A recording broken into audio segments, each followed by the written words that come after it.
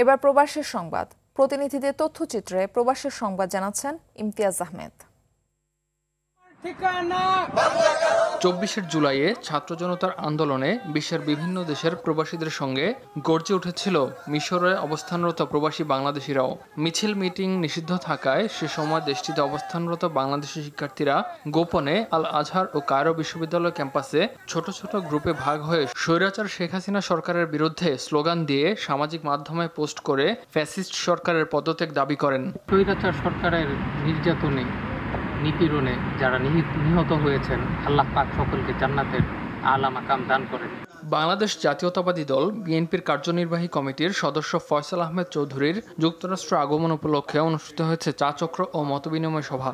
যুক্তরাষ্ট্রের মিশিগান স্টেটের হ্যামট্রামেক সিটিতে মিশিগান বিএনপি কর্তৃক আয়োজিত এ সভায় উপস্থিত ছিলেন মিশিগান বিএনপির সভাপতি দেওয়ান আকমল চৌধুরী, সাধারণ সম্পাদক সেলিম আহমেদ, সাবেক উপদেষ্টা মোহাম্মদ জামান, তারেক আহমেদ চৌধুরী সহ অনেকে।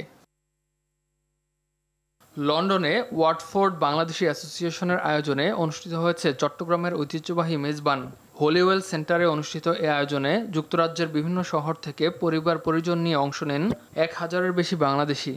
এম কায়সারের সভাপতিত্বে সরোয়ার জাহান ও ইফতেখার আলম রাহির পরিচালনায় উপস্থিত ছিলেন ওয়াটফোর্ড কাউন্সিলের কাউন্সিলর আগা ডিচটন, রাবি মার্টিন্স, নাইজেল বেল, আসিফ খান, শাম বেগম ও সোহেল বশির। লন্ডনে অনুষ্ঠিত হয়েছে বুধবারই বাজার ইউনিয়ন ওয়েলফেয়ার অ্যাসোসিয়েশনের কার্যনির্বাহী কমিটি ও উপদেষ্টা বোর্ডের যৌথ সভা। গুলজার হোসেনের সভাপতিত্বে সিদ্দিকুর রহমানের সঞ্চালনায় সভায় উপদেষ্টা বোর্ডের পক্ষ থেকে আলোচনায় অংশগ্রহণ করেন টাওয়ার হ্যামলেটস কাউন্সিল অব মস্কের চেয়ারম্যান হাফিজ মাওলানা শামসুল হক, ব্যারিস্টার আনোয়ার হোসেন খান, আলতাফ হোসেন, হারুন মিয়া সহ অনেকে। ইমতিয়াজ আহমেদ, RTV।